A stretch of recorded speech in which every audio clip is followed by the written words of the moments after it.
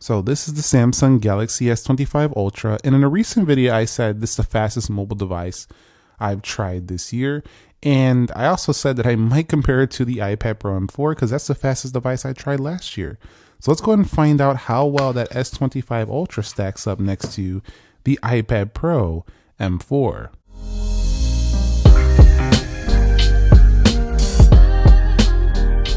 So what is up, guys? Nick here, helping you to master your technology, and welcome back to the channel. Let's go ahead and begin with a boot up test in 3, 2, go, and see which one can get there first. Now, my estimation is probably going to be the phone, but I could be wrong here. Now, the reason I'm doing this is not because it makes sense. It doesn't make any logical sense. We're comparing a tablet to a phone. I just want to see how fast that S25 Ultra is. This is just fun to see to me. And it looks like it did boot up a little bit faster just because I feel like you're getting nearly like computer level performance in the phone itself anyway, because you can do DeX and stuff like that. So S24 or S25 Ultra boots up first over the iPad Pro M4. All right, guys, so here we are at the home screens, and generally you're going to get basically the same performance on the iPad Pro as something like an iPhone Pro. So Samsung also very smooth.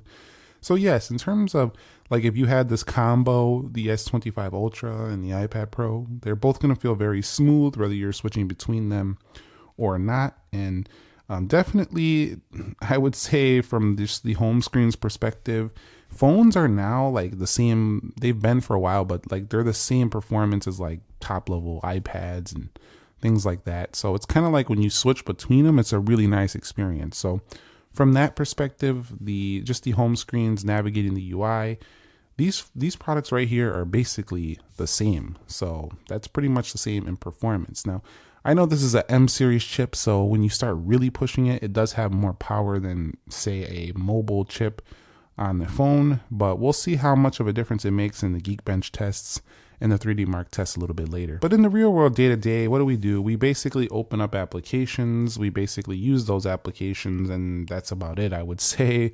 Especially split screen on the iPad, but you can also do split screen on this phone, and you can make this use DeX, which would turn it into basically a full-blown computer. Let's go into the calendar on both, and you can see not a massive difference. We're going to go into clock. And I think the Samsung actually has faster animations than even the iPad over here. And of course, we're loading more content on the iPad, but because the iPad is so powerful, that shouldn't make a massive difference. Let's swipe up out of there. We'll go into calculator. And yeah, the Samsung actually launches the app a little bit faster. All right, so let's go ahead and launch weather here. And you can see not big deal of a difference. You do have a big deal of the difference of the content is shown. Of course, always on a phone, you're going to have to scroll more. Let's swipe up out of there. We're going to go into Google News on both, loading more content. So yeah, it was faster on the Samsung over here. Let's go over to technology. For here, I'm going to go to technology. You can see the iPad a little bit quicker here. Now, when we are in this section, it looks basically like we're looking at the same content. Basically, it's just a lot larger on the right, but we're looking at essentially the same content. Now we do get double-sided view, but let's go ahead and actually click one of these articles. We're seeing iPhone 17 rumors. You could see when reading the content, of course, a tablet's always going to be better for that, and we do have True Tone on if you're wondering why my screen looks yellow. But generally, just kind of scrolling through, you're going to get virtually the same performance there. Let's go into Play Store, App Store, quicker on the left. And the Play Store has been quicker even against the iPhone, so I'm not going to say it's because of the content it's loading on the iPad. Let's go into X or Twitter. That was faster on the left. We'll hit Profile. And we got a new iPhone coming next week. Stay tuned. We'll be covering it here on the channel. And then if we swipe up out of here, pretty similar. Let's go into Instagram. And if I go here to my page, you'll see this is the mobile app on both versions. Let's click this. Basically the same. So no massive deal of a difference here in that one either. We'll go into Amazon. Of course, got a little more content. So it was faster on the left on that one. We'll go into YouTube, and we're going to head over here into trending. We'll go here. Hold on. And we'll go to trending. And let's go over here to music. Let's go to gaming. And we'll go to movies. And we'll scroll down. Of course, it's much better to consume this media on an iPad, but you'll see from an actual performance perspective, that S25 Ultra keeping up just fine with that M4 iPad. That's what I was saying in the initial iPhone comparison. I was like, this thing is fast. It's probably like iPad Pro fast. And I felt that way, and I think it's holding true here in this video. And I actually think that the iPad Pro performs better than the iPhone Pro Max. So now here, the iPad did much better. You see the scrolling is jumping a little. Don't like that on the left. That is not cool. Let's swipe up out of there, and we'll go into Gemini. And we'll swipe up out of there, and we'll go into Subway Surfers. Now, can the Samsung's overclocked chip load things first? And it beats the iPad to load the first game, which is a casual game nonetheless. But still, kind of cool to see it can load that faster. Let's go into Brawl Stars.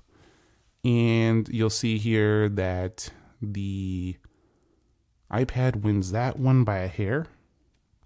But I'm hoping this is showing that just in day-to-day use, these phones these days, especially the newer S25 series and the iPhone Max, these things are like freaking almost computer level. They're not even almost, they are.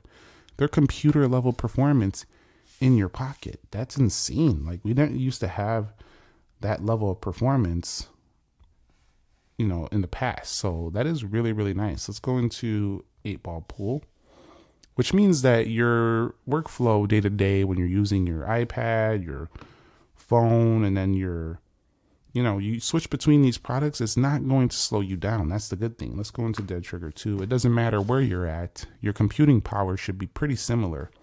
We'll hit play. For example, if you're in a spot you can't use a tablet, well, your phone should be as powerful or nearly as powerful. It's actually more powerful than some tablets. Let's go into RTS, but the Samsung itself is definitely way more powerful than most phones out there. And you'll see it actually loaded this game first as well, keeping up in the real world with this iPad over here. And people are going to probably argue you can't compare those, but look at on the iPad, there's really almost nothing you can do besides maybe some video editing that really, it's not a Mac. So like you're still using mostly Apple iOS based apps. So you don't really take full advantage of that M4 like you would on a MacBook. Let's hit OK. And we'll swipe up out of here. And we'll go over here into Call of Duty Mobile on both of them. But of course, with the iPad, it would be a better gaming experience if you connect the controller. However, it's a little awkward to hold it, like if you're playing a game like this. So the Samsung would be better for just mobile, but this is going to be better for the screen size if you're really into it. You'll definitely want to connect the controller. It'll just be a great experience. I've done it before, and I'm much more accurate. As a matter of fact, I always get the MVP status in this game if I connect the controller, because I don't feel like everyone's using a controller and then they can't get me. Let's go into 3D Mark, and let's swipe up out of here. And we'll go into Geekbench 6. That was faster on the right. And we'll go into Speed Test Net. That was faster on the right. And we'll go into Luma Fusion. That was faster on the left. So overall, these Samsung quicker animations in one, I would say more of the apps it look like. But the iPad and Samsung here, it's probably just an animation thing. If I slow the animation down, it would probably be equal. Basically, in everyday app opening, they're exactly the same. That's crazy for a phone being like the same as the M4. And also, you know, they can both do things like split screen, which is pretty cool.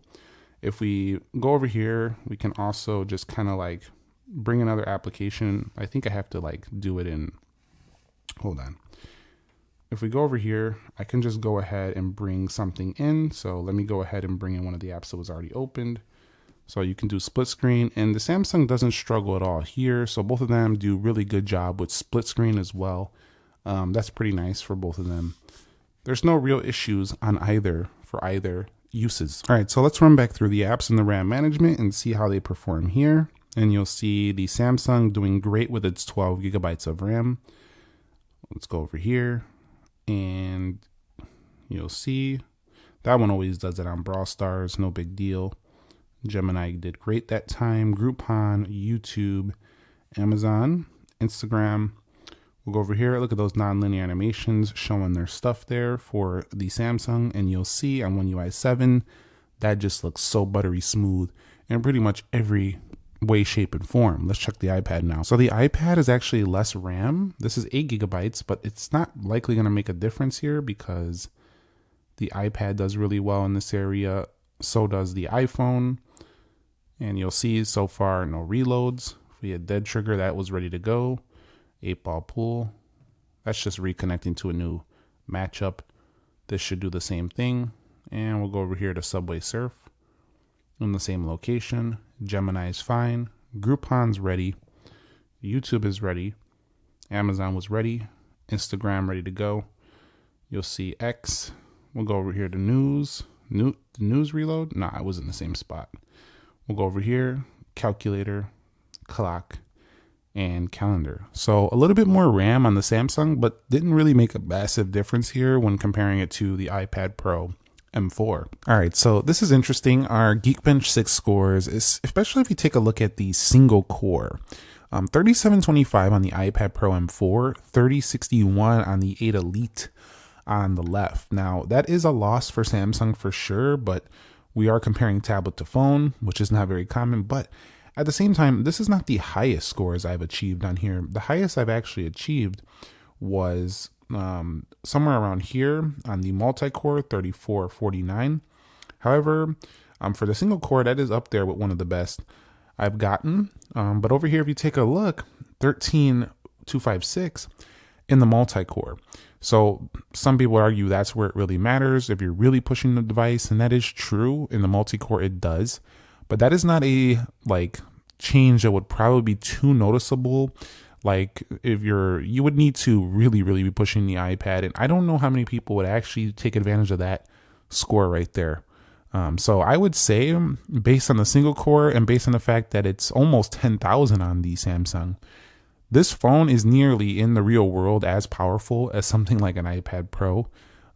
Just definitely is. So, some people are going to disagree with that, but it is what it is. Like if this had Mac OS with that M4, then fine, but it's still running this kind of software. So in that respect, I do feel like what I'm saying is kind of true, because I use both these products day to day. And for everything I do on a tablet, even when I'm doing heavier work, the Samsung can do the same stuff. It really can. And I'm not trying to say like the iPad Pro is freaking amazing. This is my favorite mobile device of last year in terms of, well, not performance. In terms of just pure performance, I've loved it ever since, and I still love it to this day. It's got the best display I've ever seen for a tablet. It also does have some of the best performance for a tablet. You're going to see performance you've never really seen before. So I'll be back when I'm done with this 3D Mark test, and we'll see how they do graphically. All right, interesting results again. The Samsung Galaxy S25 Ultra, 6319, but definitely beaten substantially by the iPad Pro, 8558. Now, 37.84 FPS is pretty amazing for a phone, and this thing rocks out at 97% better than the market. Over here, better than 98% of other devices, so this is definitely outclassing the Samsung here. Interesting note, though, is 51.2 FPS is definitely higher than that of the Samsung. I will say, though, that when it comes to things like a long gaming session, I think because of the size of the iPad Pro, it'll probably disperse its heat a little bit better. But the Samsung definitely does a good job here as well. If you do really push in gaming, the iPad Pro is going to be the winner. It's a better device to game on because bigger screen. Also, it's more powerful, so better there. And you don't really have to hold it. You can just prop it up, use a controller, and be on your way. Casual games, it'll tear through those. And so this does show that the iPad definitely pulls ahead. But what's promising about this phone over here is that you basically have almost PC level performance in your pocket. Of course, you're not running PC level software, but we're getting to that point. But the question now is, do we even need this performance? Are we using it that much? And other areas of the phone are probably better ways to decide if that's going to be the next phone for you, like camera, battery, design. Are they really innovating? Are they changing the look? A lot of these things are what really is drawing people in. Let's go ahead and do a quick speed test before we get up out of here in terms of the internet. and we'll see what we can do here. Now, while that one's running over there, I'm gonna make sure I'm on the same server on this product over here. I'll pull this one back in just a second so we can make sure this is exactly the same. And so this morning, everybody's on the internet. It snowed last night. I'm pulling it around 284, 85 down. So not great on this one.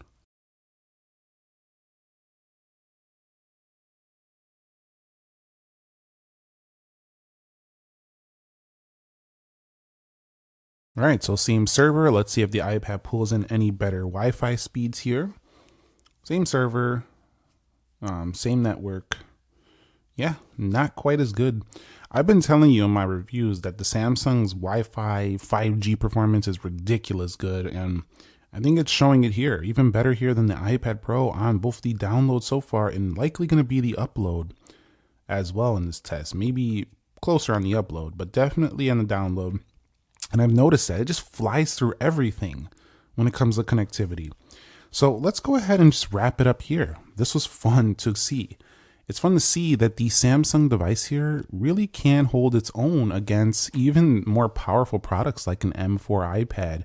And that would really lend to me recommending this for power users, for people who are going to take advantage of Pop View, split screen, AI, as well as DeX.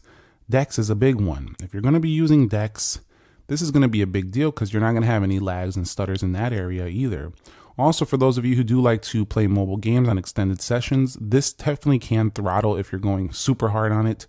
But for the most part, it's giving you amazing performance, better than 97% of devices on the market. We all know that the iPad Pro M4 is an absolute beast of a powerhouse monster tablet over here. And it's no denying that it's still hard to beat that performance because they threw MacBook level chip in there. So this is still going to take the win. But this was fun to see. Let me know if you want to see any more comparisons like this throughout the year. I'll consider throwing a few more up against the S25 Ultra or against the iPad Pro M4 for fun. I'll catch you on the next one. Thumbs up if you enjoyed it. Subscribe if you haven't already. Nick here, and have a great weekend. Be sure to be well, and peace.